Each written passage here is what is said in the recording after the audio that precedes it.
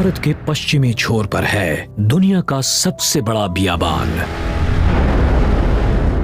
नमक का एक विशाल ताल, कच्छ का रण। एक जमाने में ये भी समंदर का हिस्सा था, मगर हजारों वर्षों के दौरान ऐसे भौगोलिक बदलाव हुए कि ये दुनिया में नमक का सबसे बड़ा ताल बन गया।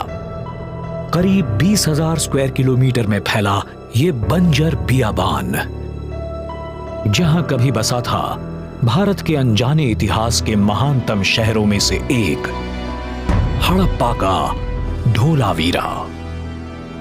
इसकी खोज हुई थी सन 1956 में, लेकिन धोलावीरा के अवशेष 35 सालों तक जमीन में ही दबे रहे।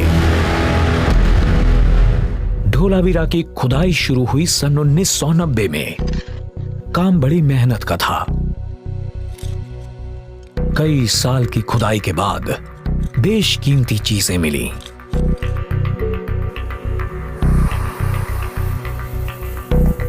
लेकिन एक दिन तो अजूबा हो गया। जमीन से बाहर निकल रहा एक सफेद पत्थर नजर आया। फिर और निकले प्रतीक नजर आने लगे, जो शायद किसी प्राचीन भाषा या कोड के थे, या शायद किसी और दुनिया के। यहां ऐसी कोई चीज पहले कभी नहीं मिली थी। क्या ये सिंधु घाटी सभ्यता के छिपे राज खोल सकता था, जिनकी चाबी छिपी है एक ऐसी भाषा में जिसे अब तक कोई नहीं समझ पाया? एक के बाद एक कुल 10 प्रतीक पाए गए। सभी सफेद जिप्सम से बने थे। धोलावीरा में जो खोज हुई है उसकी सबसे चौंकाने वाली और सबसे अच्छी बात यह है कि वो उन आर्कियोलॉजिस्ट्स को उस शहर के गेट के बेस के पास मिले थे, और हो सकता है कि उस जमाने में वो एक साइन बोर्ड रहा हो। मगर उस पर क्या लिखा है हम ये नहीं जानते, और हम क्यों नहीं जानते इसका सबसे बड़ा कारण यह है कि हम उसे पढ़ नहीं सकते। तो हड़प्पा के लेखों के साथ परेशानी यही है कि हमें आज तक उन्हें पढ़ने वाला नहीं मिल पाया है। अभी तक उन्हें समझा नहीं जा सका है, इसलिए धोलावीरा के वो प्रतीक आज भी राज ही बने हुए हैं। आज के गुजरात के कच्छ जिले में बसा धोलावीरा कभी सिंधु घाटी सभ्यता का हिस्सा और उसके सबसे बेहतरीन शहरों में से एक था। आर्कियोलॉजिस्ट्स मानते हैं कि करीब 120 एकड़ में फैला वो शहर 5000 साल पुराना था, इजिप्ट के ग्रेट पिरामिड्स से भी पुराना। धोलावीरा करीब 1500 साल तक बसा रहा।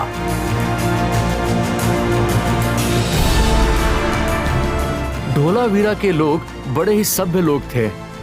उनके पास उस वक्त भी बड़ी उन्नत टेक्नोलॉजी थी।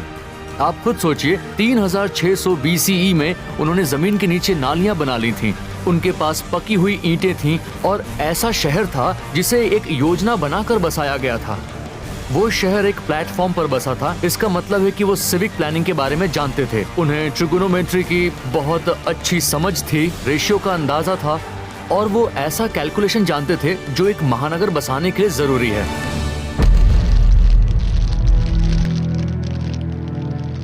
लेकिन इस प्राचीन शहर को बसाने वाले लोग कौन थे? उन्होंने उस जमाने में ट्रिगोनोमेट्री का इस्तेमाल किया था जब दुनिया उसके बारे में जानती भी नहीं थी।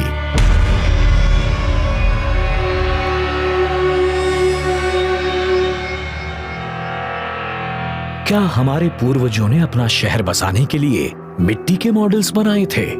हम ये कभी नहीं जान पाएंगे, पर इस बात में कोई शक नहीं कि उन्हें सिविल इंजीनियरिंग, जियोलॉजी और हाइड्रोलॉजी की जानकारी थी।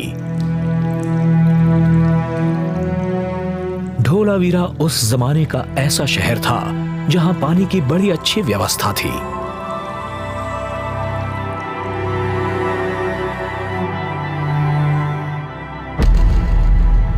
ये शहर 2 नदियों के बीच बसा था।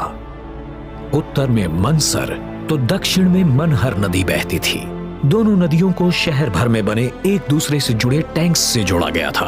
आज 21वीं सदी में दुनिया भर में पीने के पानी की कमी हो रही है और जिसकी वजह से युद्ध हो सकते हैं, लेकिन उन्होंने धोलावीरा में पानी पर नियंत्रण कर लिया था। वो चैनल्स, डाइक्स और डैम्स का इस्तेमाल करते थे। हम धोलावीरा से नसीहत लेकर आज उन चीजों का इस्तेमाल कर सकते हैं। 5000 साल पहले धोलावीरा अरब सागर का एक बड़ा व्यस्त बंदरगाह था। व्यापार चरम पर था और यहाँ के लोग निर्यात के लिए मनके बनाते थे। धोलावीरा में बने मनके मेसोपोटामिया तक मिले हैं, यानी आज के इराक में। धोलावीरा के बारे में ये पता ही नहीं लग पाया कि वो अचानक कैसे गायब हो गया। धोलावीरा उस जमाने का मैनहट्टन था। उस उन्नत सभ्यता ने कुदरत की शक्तियों को साध लिया था। लोग दुनिया भर में व्यापार करते थे। उसकी आबादी कई हजार थी और वो अचानक ही गायब हो गया। वजह क्या थी? ज्यादातर रिसर्चर्स मानते हैं कि सबसे बड़ी वजह थी जलवायु बदलाव। इसके बाद भारत के वो प्राचीन लोग अपने राज अपने साथ समेटे कहीं और चले गए। उनके लेखों का क्या हुआ? शहर बसाने की उनकी टेक्नोलॉजी कहाँ गई? ये सब कहाँ गायब हो गए? इन सवालों का जवाब ढूंढने पर और सवाल ही खड़े होते हैं। हम आज भी धोलावीरा के बारे में जानकारी पाने की कोशिश कर रहे हैं, लेकिन शायद उसके ज्यादातर राज उसके उन कोड्स की तरह रहस्यमय ही बने रहेंगे।